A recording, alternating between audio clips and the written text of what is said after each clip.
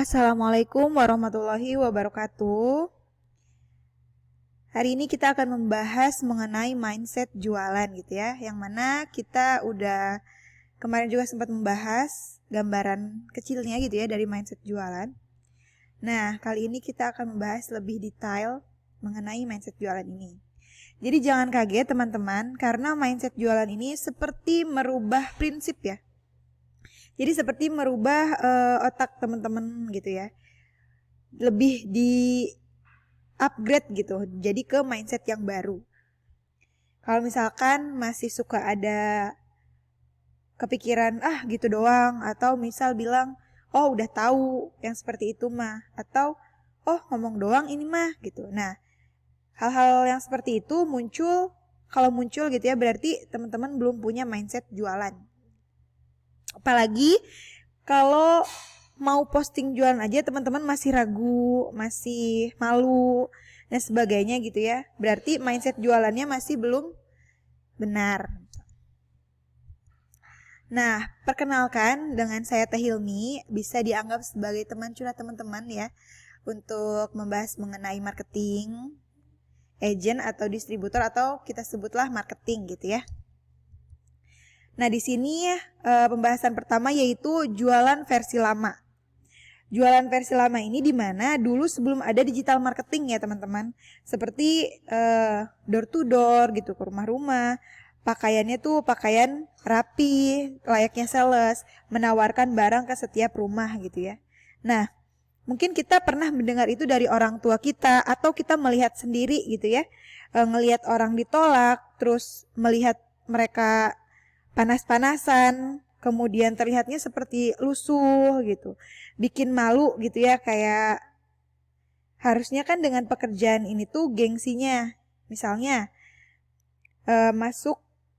masuk ke otak kita tuh seperti itu gitu. Jadi apa yang kita lihat masuk ke otak kita, sehingga kita berpikirnya kalau jualan itu ya seperti itu, lusuh, mendapatkan banyak penolakan gitu ya. Jadi masuk ke bagian marketing tuh seperti nggak mau gitu. Padahal memang saat ini gitu ya, bagian termudah dalam memasuki perusahaan itu ya bagian marketingnya. Biasanya kalau kita melamar ke bagian marketing itu konversi diterima itu lebih besar gitu. Nah, karena kita mindsetnya masih berpikir jualan versi lama, jadilah enggan untuk masuk divisi marketing gitu ya.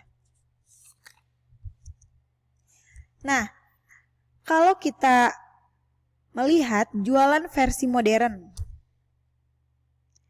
kalau tidak jualan sebesar apapun perusahaan itu akan runtuh. Dan yang membuat Anda tidak ingin jualan itu sebetulnya karena cemoohan, rasa malu, dan ketakutan yang sebetulnya itu bisa banget untuk diabaikan gitu. Yang harus digarisbawahi teman-teman, pernah gak sih orang sukses itu melarang jualan? Atau pernah gak sih mencemooh kita gitu yang sedang berjualan? Kalau misalkan benar-benar orang itu orang sukses, dia gak akan, bahkan jarang gitu ya, yang mencemooh. Nah, kalaupun ada yang mencemooh, otomatis itu belum menjadi orang yang sukses, dan juga mungkin bisa saja akhlaknya masih kurang baik gitu ya. Jadi teman-teman, jika ada yang seperti itu, alangkah baiknya kita abaikan saja. Nah, bahas lebih ke keagamaan nih teman-teman. Yaitu junjungan umat muslim ya, yaitu Nabi Muhammad SAW. Beliau adalah pedagang sukses alias pembisnis yang menerapkan sistem muamalah, di mana hampir seluruh konsumen senang bertransaksi dengan beliau serta kejujuran yang tidak diragukan lagi. Nah, jadi pertanyaannya, apakah Anda masih malu jualan? Berarti masih malu jadi pedagang? Seperti Rasulullah gitu ya kasarnya. Untuk apa gitu? Padahal mencari nafkah itu gimana pun bisa ya teman-teman. Asalkan kita pakai sistem muamalah yang mana artinya itu kita pakai sistem Islam gitu. Itu tuh gak masalah. Atau misalkan nih misalkan jadi seorang kuli bangunan atau tukang pemungut sampah, nah itu nggak masalah. Karena terpenting itu jujur, amanah, dan juga berikhtiar maksimal gitu, dan menerapkan fikih muamalahnya sendiri gitu ya. Jadi kadang ada emang yang mencemooh, itu mah lagi kesusahan kali jadi berjualan, atau memang hidupnya lagi di bawah kali jadi mereka tuh jualan. Nah, kalau ada teman-teman yang dengar seperti itu tuh lebih baik diabaikan saja. Kita masuk ke mindset jualan ala rules retail. Yang pertama itu mencari nafkah dalam dakwah dan berkah gitu ya. Maksudnya di sini kita mencari nafkah dalam dakwah. Dalam mencari nafkah kita juga bisa sembari dakwah gitu ya, menyebarkan hal-hal yang bermanfaat dan baik. Dan itu juga menjadikan apa yang kita cari atau nafkah yang kita cari itu menjadi berkah nantinya. Lalu bukan membuat tapi jujur dan amanah serta tidak memaksa. Jadi bukan membual gitu. Enggak dilontarkan kata-kata yang terlalu manis. Tapi kita ya udah apa adanya, kita jujur, kita amanah, dan kita juga enggak maksa. Jadi kita menjual itu berdasarkan kebutuhan konsumen aja gitu ya. Menerapkan fikih muamalah, sistem jualan secara baik dan benar. Nah, menerapkan fikih muamalah nanti akan dibahas oleh ustadz terkait. Karena untuk fikih muamalah ini memiliki pemahaman sendiri ya. Gitu. Lalu memakai hati dan manajerial bisnis dan atau dagang ala Nabi Muhammad. Jadi kita berjualan itu memang dari hati gitu, tulus.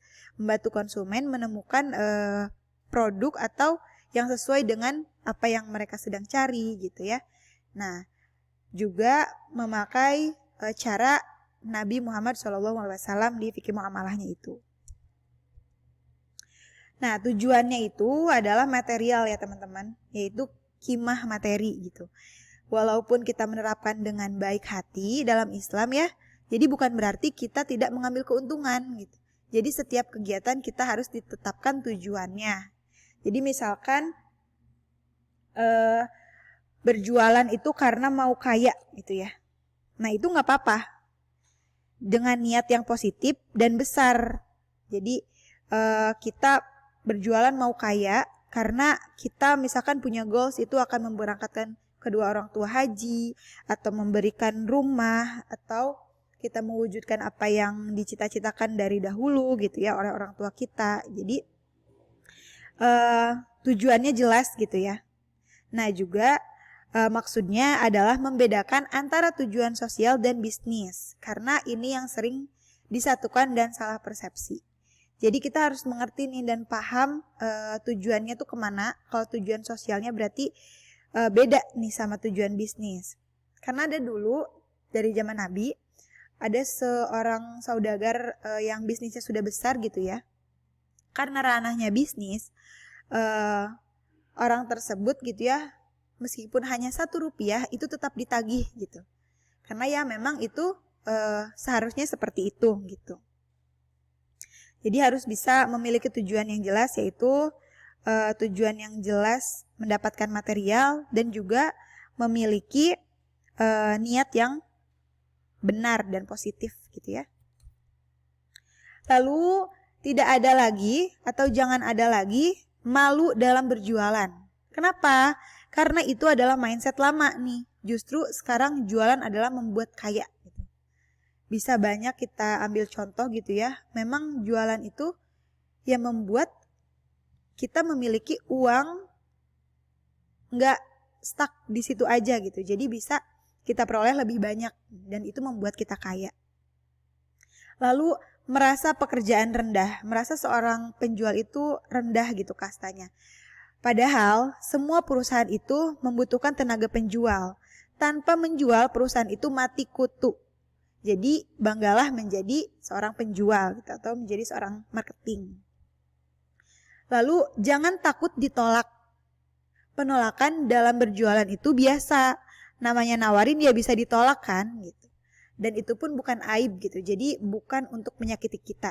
Jadi kita gak usah kebawa baper nih kalau misalkan ditolak gitu. Karena itu benar-benar hal yang lumrah dan terbiasa sekali gitu. Lalu ada gengsi dalam berjualan.